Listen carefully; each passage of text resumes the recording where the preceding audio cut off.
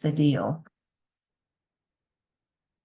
Good evening. This is July 9th, 2024. I'm Glenda Carlin Bussick, and this is my weekly A Course in Miracles and Dzogchen, D-Z-O-G-C-H-E-N. It's the highest teaching in Buddhism weekly meeting where I incorporate the two together and share how I'm experiencing these truths as I apply them in my daily life. Welcome, God Terry. Welcome, God Barbie. Welcome, God Angela. Welcome, God Lynn. Welcome, God Joan. Welcome, God Jerry. Welcome, God Debbie. Welcome, God Leon. Welcome, God Glenda. And of course, I call in. I've been talking to Holy Spirit, Jesus, Buddha, enlightened beings, all as much as I can.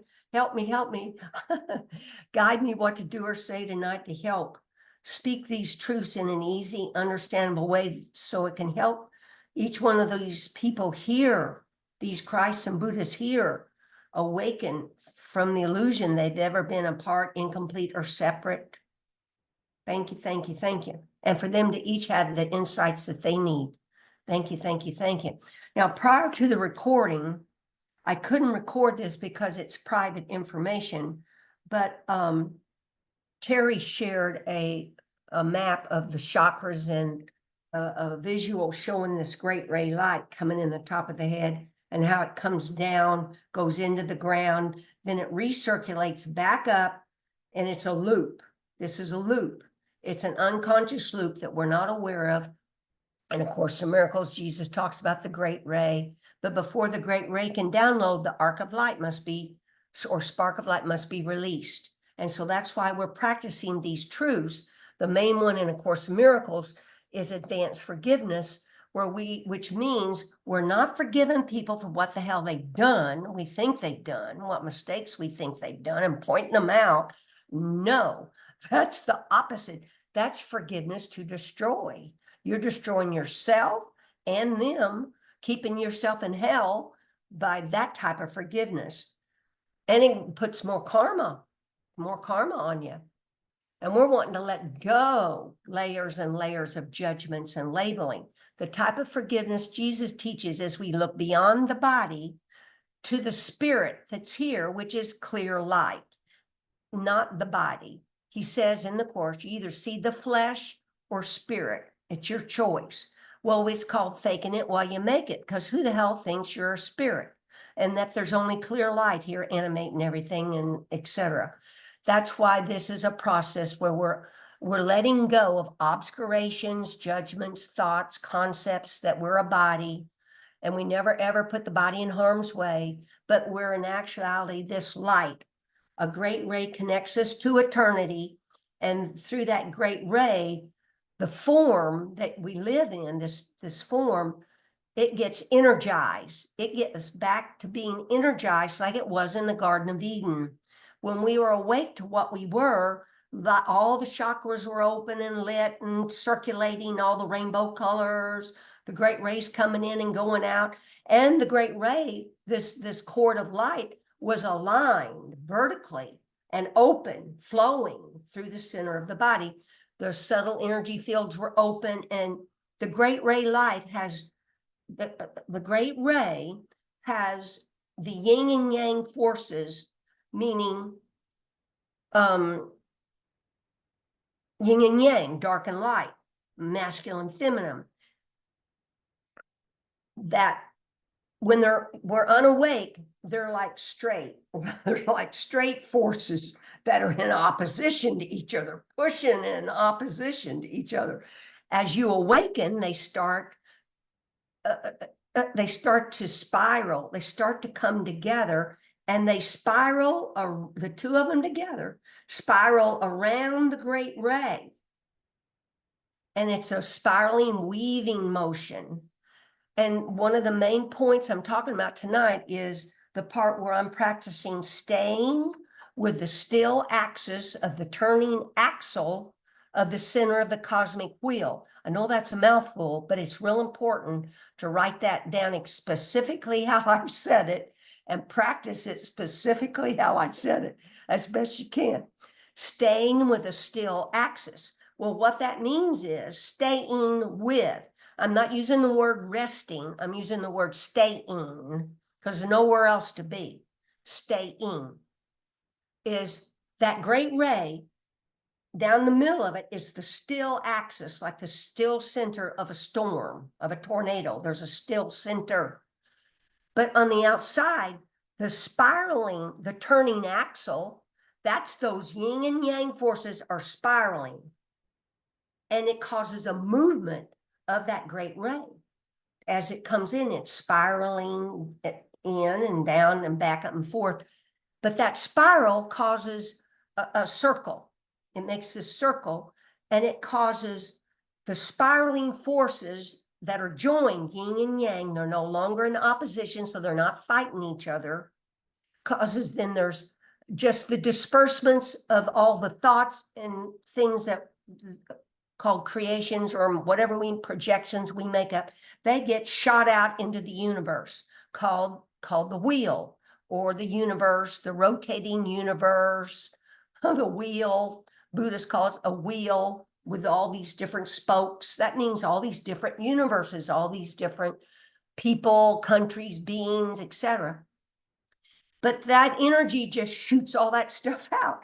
So the still axis is where you want to stay. And when you stay there, then picture it's coming down the middle of you. Rotating all around this is the wheel, are the universes rotating. You're the still axis that's aligned straight down. Your body's included in the rotating universes, because the rotating universes change or die. They're impermanent. They'll be here today, gone tomorrow. It's just, that's the way that rotating, changing universe is. But you are wanting to visualize how you are this light energy. You're an energy field, this great rays of energy. And well, of that yin and yang are the energies, and there's light.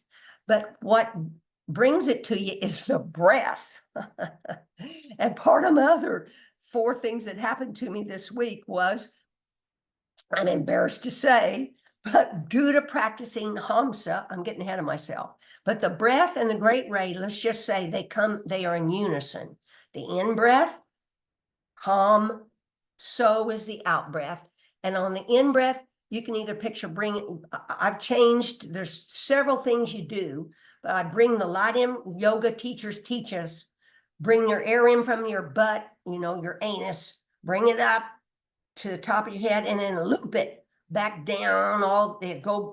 Visualize it coming down behind all the chakras in the middle of your body, back down there to that anus area, and loop it back up. And Terry asked me about this, but let me just explain. This is not something that's going to happen overnight. Rare. It took me 4 years to get the great ray to open using the meditation that I found in Gary Renard's Disappearing the Universe, identifying that meditation in A Course in Miracles. It took me 4 years doing that almost every day to get the great ray to open, our spark of light to release, and then the great ray to download. Let me just tell you, based on what I know now, other than meditation, daily meditation, using sky gazing, space mingling, letting thoughts come and go, not learning what attachment and aversion means, grabbing onto them and letting go. The biggest thing you could do is practice Hamsa, H-A-M-S-A mantra that I've talked to in the last 2 or 3 weeks. And I've got notes here. I condensed my pages of notes because there was so much here. What started these 4 big shifts that I wrote you about this week is Hamsa. And in that, it's simple. It's deceptively simple. And I'm not going to cover the whole thing because 2 weeks or 3 weeks ago, I wrote you this whole section that's in this book, Letting Go of the Person you used to be. And it was in the beginning of the book. Do you know I've had this book for 3 or 4 years? I never the hell practiced that. Never. So, boy. So on the in breath, you say hum or whom, H-A-M or H-U-M, and on out breath, you say ho. So picture on the in breath, so in an in breath, you picture bringing this great ray light down, then you can loop it around your anus, and so on the out breath, so you bring it back up to the top, then you do it again, you bring in the great ray down. But it's a methodic effort that you will get lost in, and you make notes, you write yourself notes, you practice. I had 4 years it took me to do that meditation, to practice it. But due to doing the great ray and knowing that I felt a movement of the light in and out, I could more see how this breath went in and out. But actually then, due to doing Hamsa, let's see, I want to do the first talk.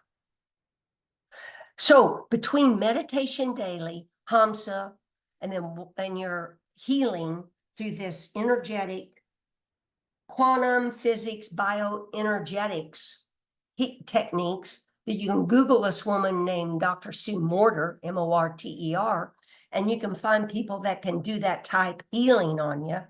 Because what the Course does, we're learning truths, using them, and then we forget. We fall back in our rut of our habits, and we forget to practice, and then we backslide.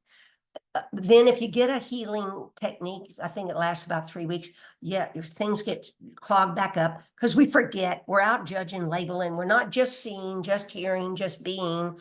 We stop, and we grab onto a thought. We start labeling the thought, gluing these, instead of letting moments, individually moments, like a little bead, a moment come and go.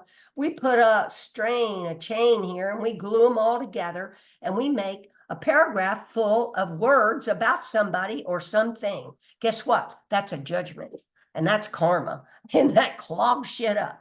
It just clogs you up. So you just, pardon my language, you just have to become awake and aware that I'm not just seeing. Oh, there's the sound. It's a symphony of sounds and sights. But granted, you got to go make a grocery list. You do things, you talk, but it's entirely different than how you used to live. But anyway, so due to this Hamsa, started June 23rd, practice, these 4 things happen, and that's the name of this talk. The main thing, the name of this talk is ego was a stick figure in my mind. And I ask you, this was the question in there, who is doing what around here? Who is doing what around here? It's a big question. It'll freak you out when you get the answer. And I got the answer this week. I thought I knew the answer. Intellectually, I knew the answer. You all intellectually know the answer. But when it finally comes to you, you go, whoa, there's been a whole nother person in my mind telling me what to do and what to feel, and I was doing it. That's what I learned this week. A whole nother person's in my mind telling me what to do and feel, and I was doing it because I was living unconsciously, sleepwalking, not aware, stopping and thinking, being aware of what I'm doing while I'm doing it. So then I'm consciously starting to choose what I'm doing when I'm doing it. And then I'm consciously choosing just to see all the senses, just to hear, just to taste, just to touch, without rambling off, wandering off to label and judge. But to get to that was this meditation where you meditate and you have this center, and see, this is the great ray line, the vertical column. But you just picture it's between your 2 eyes, this great ray, this clear light. You have to picture it, and you can picture it as moonlight. There's moon. You press on your eyes, you'll see some moonlight. That's what this clear light or moonlight is. You have to fake it while you make it. And then in this type of meditation we do with this Dzogchen group, you become aware when there's a thought, and you just let the thought come and go in this clear light mind of yours, which is Christ Buddha mind, God mind. Clear light, radiance is here. And that radiance is reflective radiance, and it's creating all the time, making thoughts and feelings. It never stops. But we don't have to believe them. We don't believe all these thoughts and feelings that are getting projected out into this clear light. You let them go, but before you know it, your mind's wandered off. With a leash of remindfulness, you bring your mind back to center, and you're looking at that light, trying to rest or sit, settle, stay in that light, that still, S-T-I-L-L, axis, and the mind wanders. Well, without meditation, you'll never get that mind back to the center. It'll wander 100 times in meditation. No worries, because don't label yourself for it or beat yourself up, because you should be proud of yourself. You're now learning to take charge of your mind. You're not just letting it take charge. But anyway, what happened due to this, mainly this Hamsa, and practicing staying with the still axis of this, oh, I'm excited, so I can't remember. Staying with the still axis of the turning axle of the, see, here's the still axis, but it's turning around that stillness, that column, it's got this energy field, yin yang, turning it. That's the turning axle, and it's projecting out the universe, all your bodies, everything, all the furniture, everything. That's the wheel, the cosmic wheel. So you're the center of it.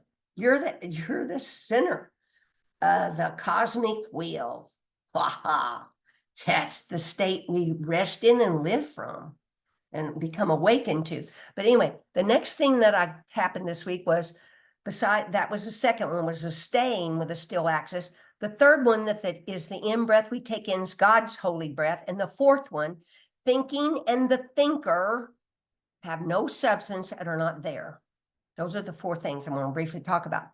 But I didn't really understand what the hell this had culminated in until I read a post that Lama Surya Das did on 7/8, where he wrote, here's the post: natural body is Buddha's body. We can say Christ's body. Natural breath is awakened breath and energy. Natural mind is liberated mind. Naturalness is the way. What he just wrote there is what's happening to me. Is all of you are becoming awakened Christ, awakened Buddhists. And when that happens, your natural state, your natural body is Christ's body or Buddha body. This breath that we're breathing is when you're awake, the natural breath, it's this awakened breath and energy that I've been talking about. And natural mind, I'm going to talk about here in the next second, is liberated mind. And all this is naturalness is the way. So you have natural body, natural breath and energy, natural mind. You're awakening. That's why this was not an easy deal. It's an integrated thing. And it all fits together to help you accomplish this, cultivate this, awaken to this. So what happened was, I got dates here, 7/1 to 7/2. I was listening to a Zoom teaching that I paid for, and I think Terry went to it, where Lama Surya Das is teaching and Debbie might have went to it, the bardo of death, living and dying, death. And in that teaching, that's where I learned about staying with the still, and we don't stay in the still axis, because that makes us separate from it. There's nothing in, we're with it. Staying, you are it, I am that. Staying with the still axis of the turning axle, that's this energy that's moving this great ray of the center of the cosmic wheel. So in the middle of your head is the center of everything, and everything from your head out is the cosmic wheel, the universe. Oh man, projections, not real stuff. It's all a lie. It's all illusionary stuff. Other than the permanent stuff is God light, this breath, this energy, this breath and energy. But as we awaken to live in this world, we become an embodied Christ or Buddha, walking around energized with this light and energy and love. Love, of course, part of it. But anyway, aware that we're walking around in the illusion, in a physical illusion, but we're walking in the still axis. We're living from the still axis. That's the trick. Like a whirling dervish. You seen those people that can whirl? They're not just turning and whirling, they're whirling in a circle. That is crazy ass stuff.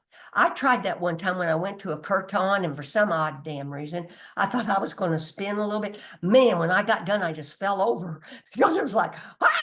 You're just like, ah, you're just, but there's a still center of this calm storm, and they've learned how to stay with it, centered in it, whirling dervish, or picture a spinning top. Now, see, these are visuals that I'm telling, that I learned from Lama Surya that I'm sharing because it will help you.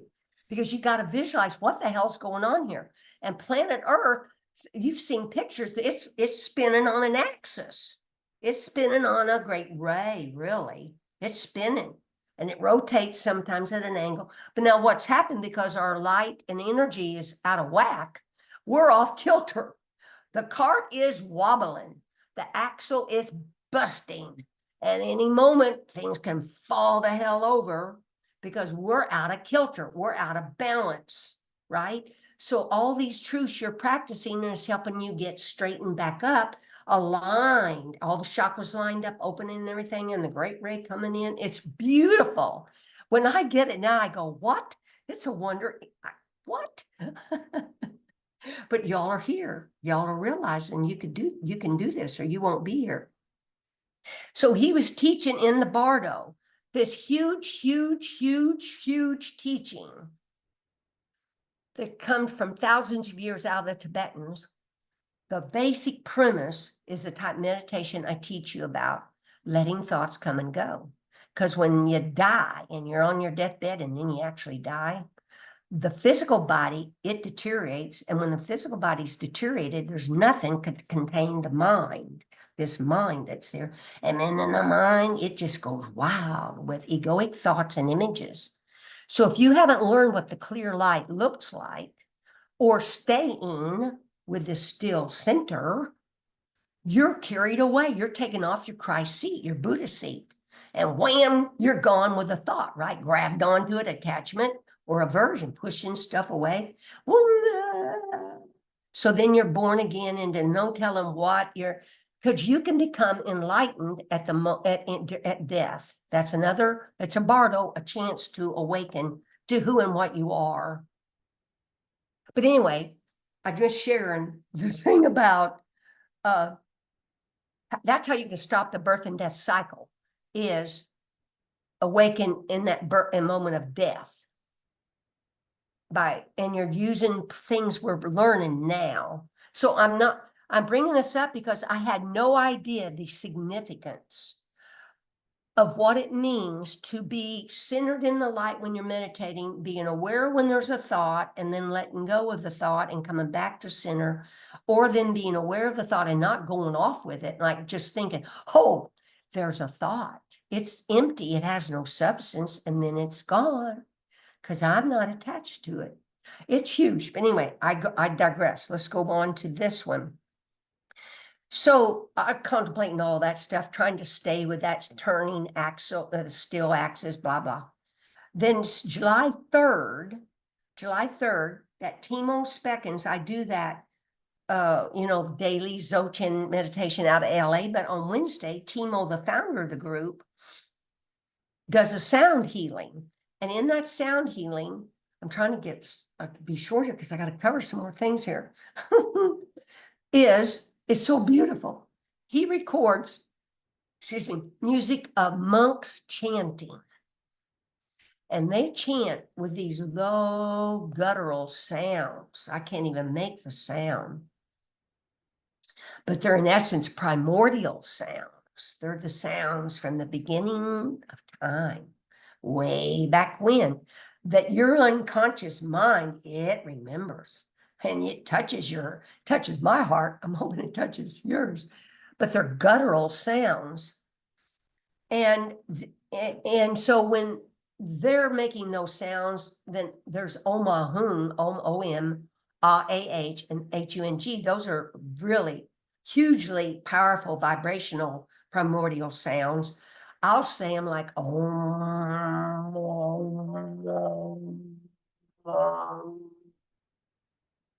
to myself, because it's guttural.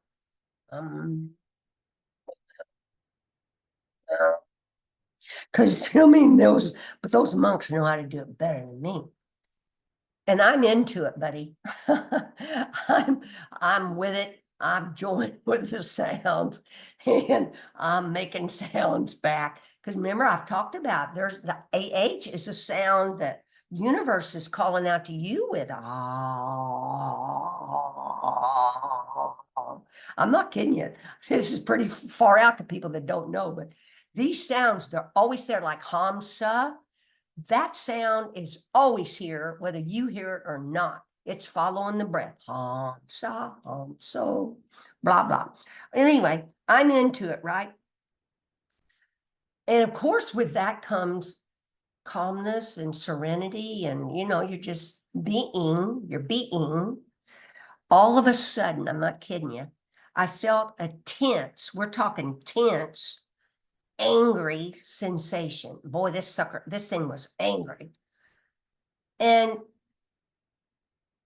I looked in my mind, and there were these soft white mounds, and jutting up from them was this black vertical stick.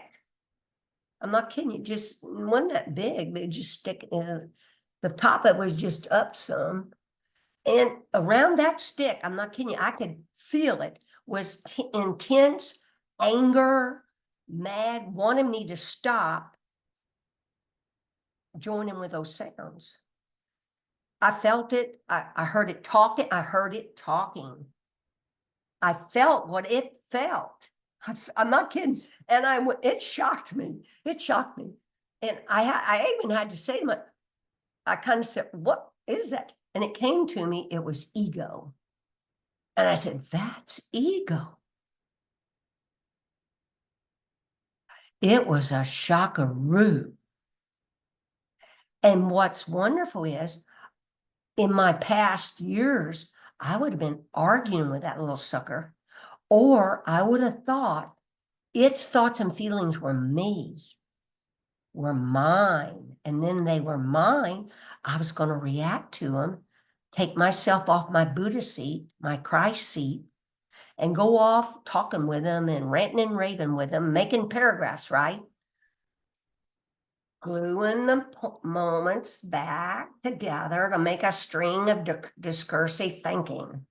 Carry me off my Buddha seat, Buddha, Buddha seat, my holy seat, out of my still axis. But thankfully, I recognize it, and I just let it go. And I went back to join it, and instantly, because I didn't attach to it, it left. And I didn't really get it. And later, when that all got done, I did share with group, but I truly did not get the significance till after group was over, and I was brushing my teeth, standing there at my bathroom sink, brushing my teeth, and I got the significance of what the hell had just happened. I actually saw, heard, and felt the person that was in my mind that's been running the show. Ego. Wow. Shit. Pardon my language. This is true. Jesus is trying to get us, and intellectually we can think there's two voices, but what the hell does a voice mean? Voice means, in ego sense, he thinks he's a body. He's got body. I mean, it's just, wow. But it was a stick figure representing ego. It's how Holy Spirit had showed him to me. So I was like, what? Yay! Because see, that's called that. Remember the 4 things or 3 things Lama Surya said? Natural mind is liberated mind. Meaning I wrote in my email, no longer, who's doing what around here? Ask yourself when you're meditating or doing whatever you're doing at home, why'd I do that? Who's thinking what around here? We cannot believe our thoughts. We cannot believe them. You need to question these thoughts, investigate them, decide, choose whether you want to do that. But that's called liberated mind. So one of the aspects you want in awakening is the liberated mind. Yay. Boy, you mean little guy. But see, it can be a good little thing too. And that's just this and Jesus, last week, I quoted some paragraph that says, even good and bad, both are illusionary. Health or sick are illusionary. Neither one.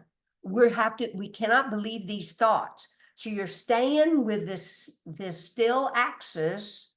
You're kind of watching all the universe come around, and you can join in and play and dance or not. Oh, and here's this such a cool, I'm sorry I keep repeating about this Lama Surya, but he's just so wonderful about how he explains this stuff. Is picture, so you're a fish out there, and the fisherman's throwing the bait, the hook, the line into the water, and on the hook is the bait that smells so good and tasty and all. So he describes it when you're in the still center. So you smell the bait, right? You can go around there and you can smell it.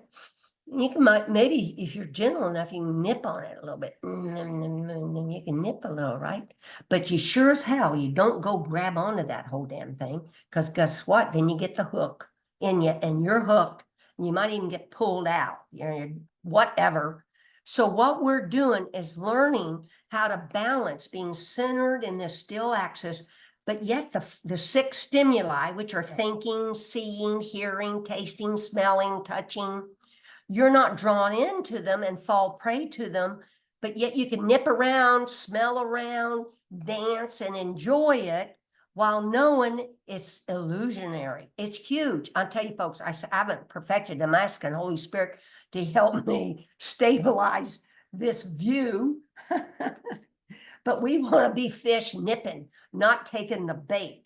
Okay, so the second thing that happened is, so that still axis, that sentence, I knew it was significant. I mean, he does the whole hour and a half talk, but I come away with wanting to stay with the still axis of the turning axle of the cosmic center, right? I'm center of the cosmic wheel. I think I strained myself, my mind, trying to do this, because I couldn't visualize where that still center was. I'm not kidding you, still axis. Now tonight I've explained to you where it is and how it looks to me, but I strained myself, therefore I got a cold. So from where's the date? I forgot here. I forget when this started.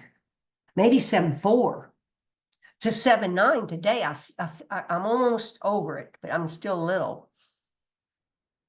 I got this slight cold. So guess what? I look back at this, I really feel like I've been on a 4-day silent meditation retreat.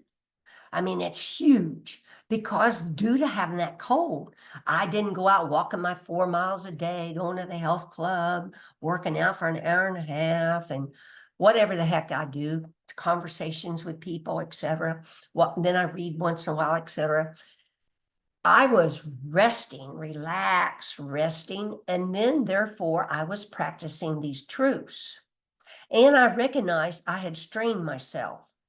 So I leaned back, asked Holy Spirit to help me, and I leaned back, needed help. I wanted to understand this.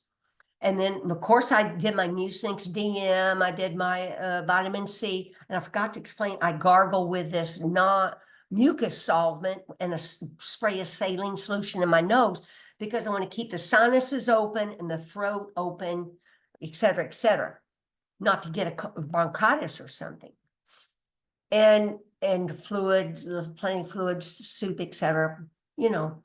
As I was aware of what I was feeling, and would recognize when I'd be drawn off to an achy feeling or a thought about that feeling, right? And I'd let go. What I'm teaching you about is how to let go while I was still doing my medical stuff, right? My self-help stuff here at home. And staying with that still axis as best I could. Just seeing, just hearing, these are huge things.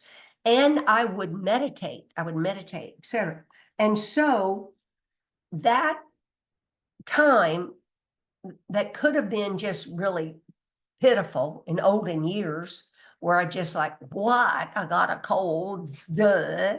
Then you're miserable, or you're just accentuating the thoughts, gluing together more thoughts to make a discursive negative spin.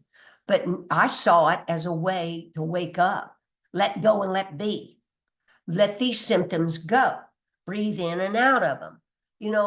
Yet now then when we all have things that are worse than a cold, whatever, we're guided with acupuncture or whatever, we do go see our doctor. I still believe in a physical doctor.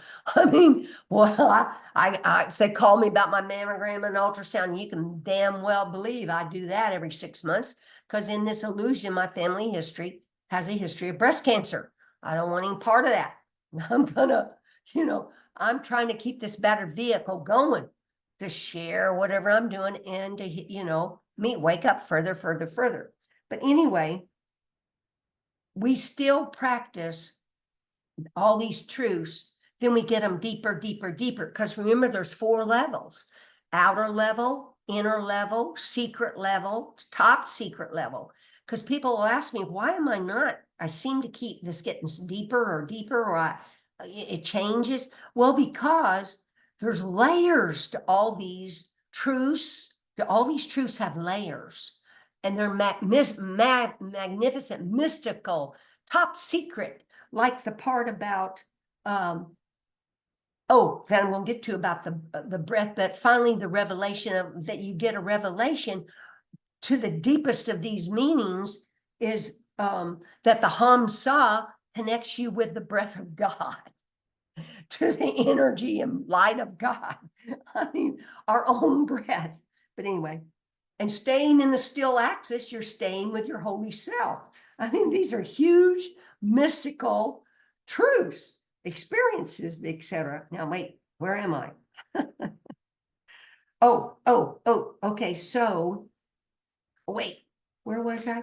So that was about the silent meditation deal. Oh, then I realized what is happening,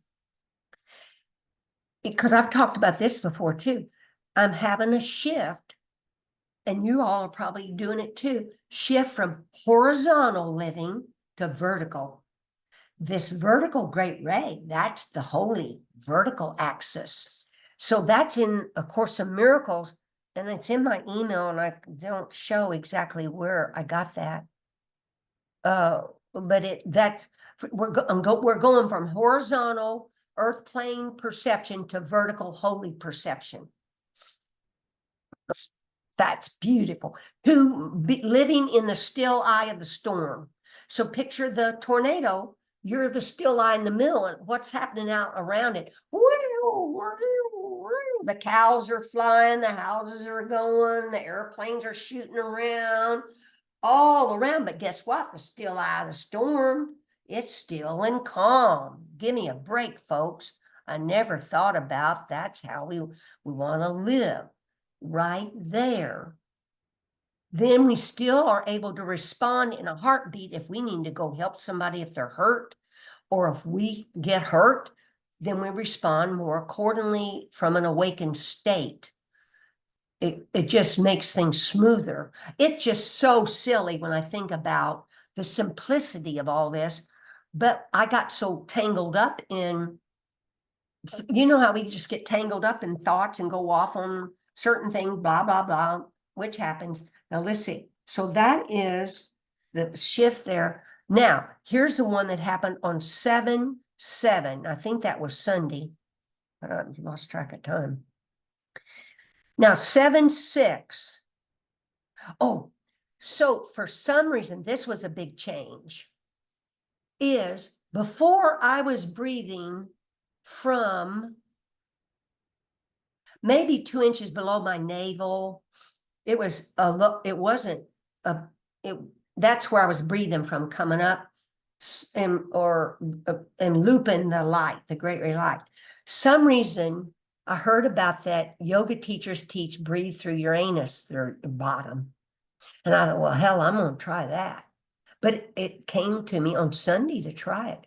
So I'm sitting in my chair, and I decide when I'm doing hamsa on the in breath, the out breath, I'm taking the breath below the anus and bringing it above my head and then bringing it down and looping it. But see, this is through my whole torso now. I'm telling you, it's a big difference. It's a big difference when it cycles that way. And it started in a loop because see, I've had years of getting that great ray open and breathing and different. So don't beat yourself up when it doesn't come. You're picturing all this, visualizing this. So it was looping. I'm not kidding you. It's looping. It's just beautiful. That was on 7/6.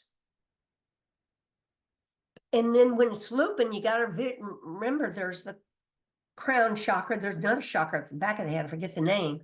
Third eye, throat, heart, one above your abdomen. I forget solar plexus, then the navel. I forget them all. And boy, then the kundalini and the root or whatever. There's a whole line of them. You're picturing that light is going in front of them, going up to the top of your head, and you're picking up great ray energy, and you're looping them all behind those chakras back up to that below your anus. Breathe in from your anus, and because see that anus, that kundalini has a whole bunch of energy in it, and you're looping it, you're bringing it around, and then you're gathering up the great ray energy. I mean, this is powerful stuff. Okay, that was the 6th. The 7th, I was picturing, I'm having to read this, that because I changed about the anus area, it was a big difference to practice the steel axis. Thinking about this great ray light, when it came in, I'd bring it down, I'd loop it down there to the anus, and then the anus, that breath, bringing that up. That really helped that whole steel axis where it was moving different. You with me? Because I was bringing the breath in lower, bringing in the whole torso, all that energy, blah, blah, blah. Anyway, so then that was Sunday. So then Sunday, oh wait, 7/6. That bardo teaching that Lama Surya Das did, he talks about assume, I'm trying not to be too emphatic, assume your Buddha seat. Now, or he'll ask, I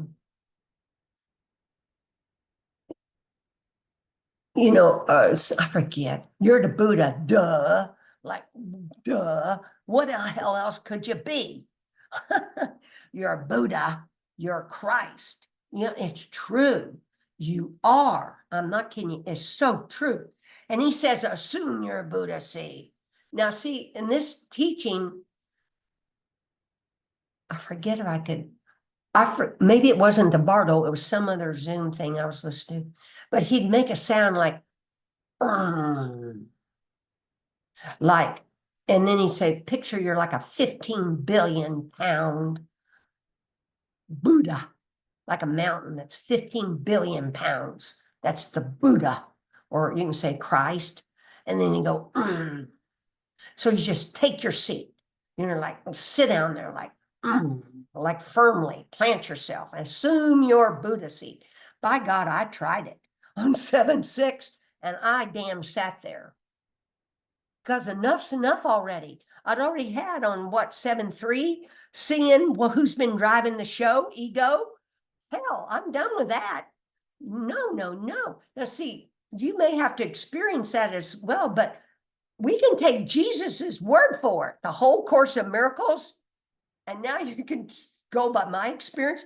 This damn thing is running the show. And we made it up and we let it run the show. But anyway, so I sat down, by golly, I've got to go to page 5. I assumed my Buddha seat. And by that is like I just planted myself. And see, when you plant yourself, then it planted this vertical still axis. I planted it because I saw that vertical axis come in from the top of my head and go into the ground through the Buddha, into the ground, like the axis for the planet Earth, or the axis that the whirling derbies are whirling around. What's keeping them from falling over? They're in their center axis. Okay. So I was again visualizing this axis. All right. So then what happened? That was 7-6. Where's the rest of my notes? Here we go, 7-7. All right. 7-7. Okay. So then I was sitting in my chair. So picture 7-7 all during the day, off and on. Now I watch baseball games, I watch movies, I read, I'm not just thinking about God all the time, but I'll stop in between the movies and the baseball game and I'm thinking God thoughts, or, oh, look, there's God, there's Buddha, the lights animating that form, look, they can swing in the bat. You're having to go. Terry's having to go. Bye, Terry. Love you, honey. Bye. She's got 5 grandsons visiting and a child, I forget, wife, or etc. Bye. Thank you, honey. We love you. Okay. So I'm sitting in my chair at 7:30 at night. I looked at the clock and I put this in my phone. This is such a big deal. I put it in my phone. I put big dates in my phone. So I was sitting in my chair rethinking about Hamsa, what I'd experienced Saturday. And then that morning when I'm experiencing, when I was taking my Buddha seat and then the Hamsa and experiencing that the still axis is right here. And then that 360 degrees is a big deal. To put yourself in the middle of a 360-degree circle, you're the center. The great ray, the holiness, God, you are in the center. All this other stuff out there is the cosmic wheel, the universe, the mandala of projections that are rotating around this center. Well, anyway, I was thinking about all that. And I decided to take a breath in. And because I'm breathing them from the anus area, I started to take that deep breath in.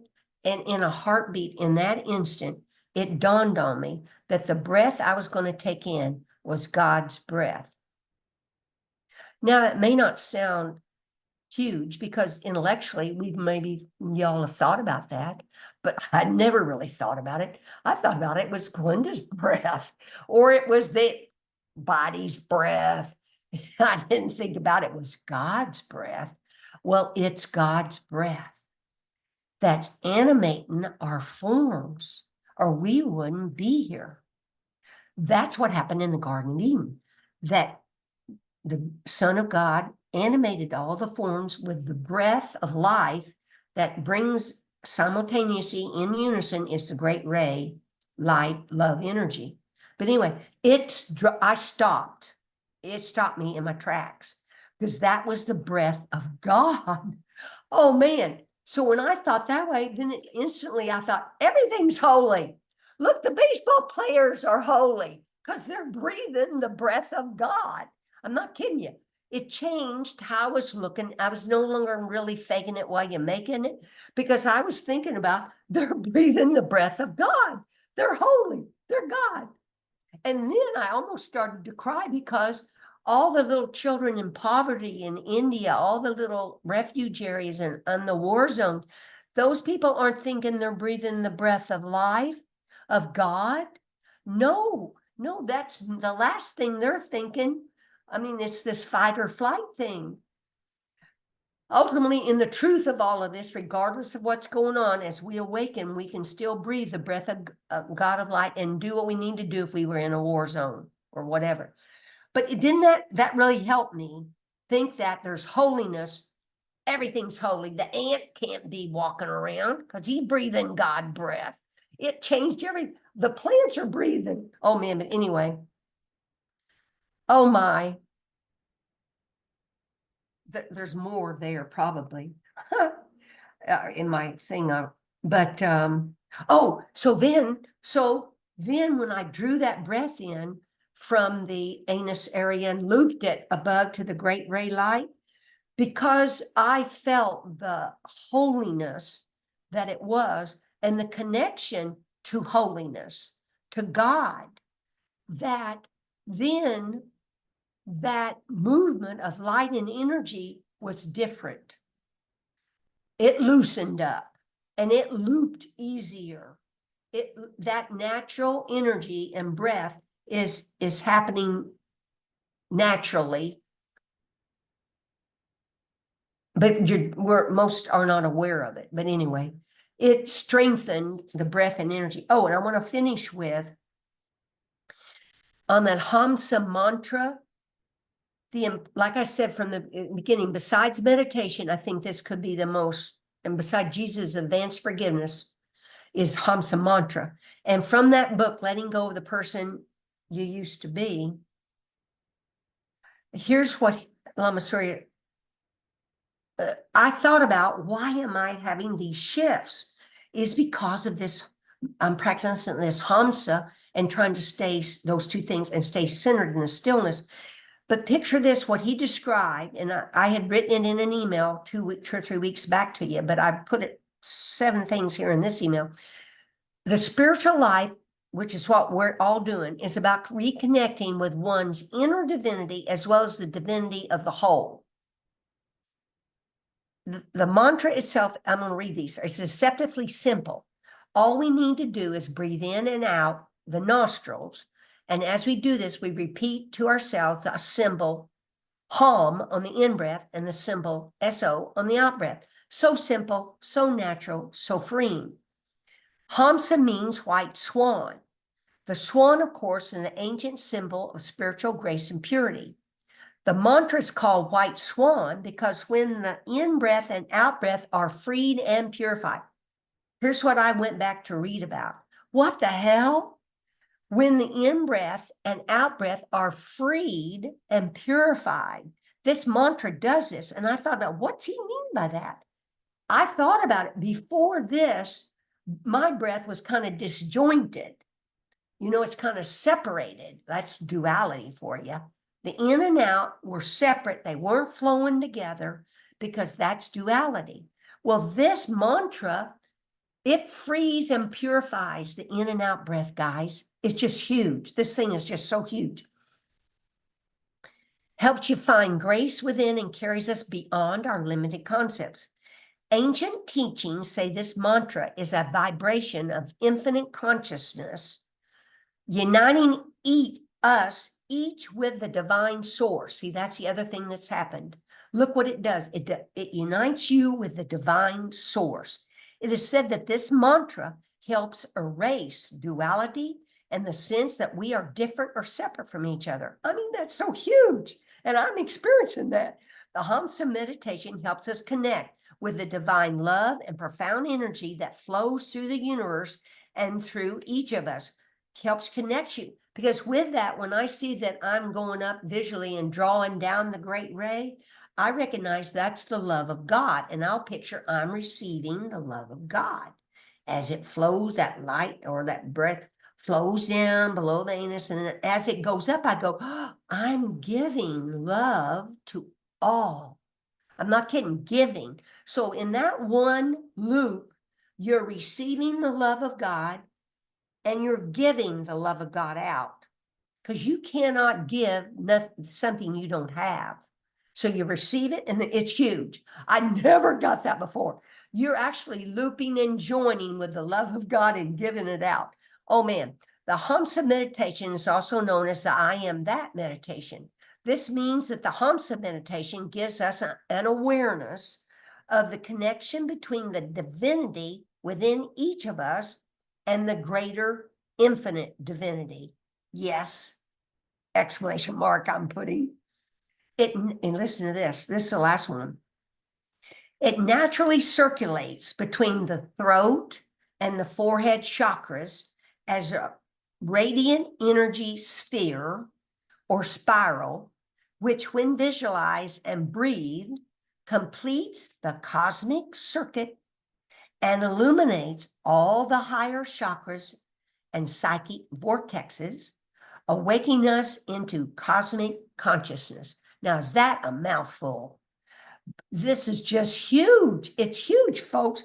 Saying hum as we visualize light streaming down from the infinite higher power source above the head. Watch it travel down through the crown aperture and instantly descending down the central channel into the heart chakra, making it blaze brightly with light and higher consciousness. Then on the soul, as we exhale, we visualize all that love and light radiating out from the heart chakra. We do this again and again. See, that's another thing you can do. Radiate, see it radiating in and out of the heart chakra. Hum, so, hum, so, hum, so, hum, so. With light and consciousness coursing through and purifying everything. That is true. I mean, this is so profound. Coursing through and purifying everything. It's purifying your mind, body, and breath, that breath that's disjointed, in and out breath.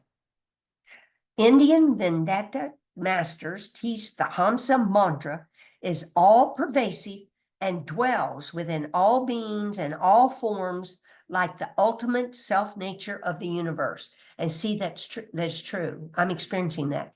That Hamsa mantra is what dwells and is pervasive within all beings and all forms and is the ultimate self-nature of the universe.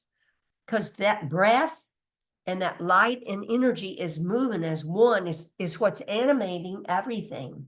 And it spirals and is causing this flow, this movement of all the projected items. And the fourth and final thing that came up was I saw a post, and I want you to read it in my email. It can really help.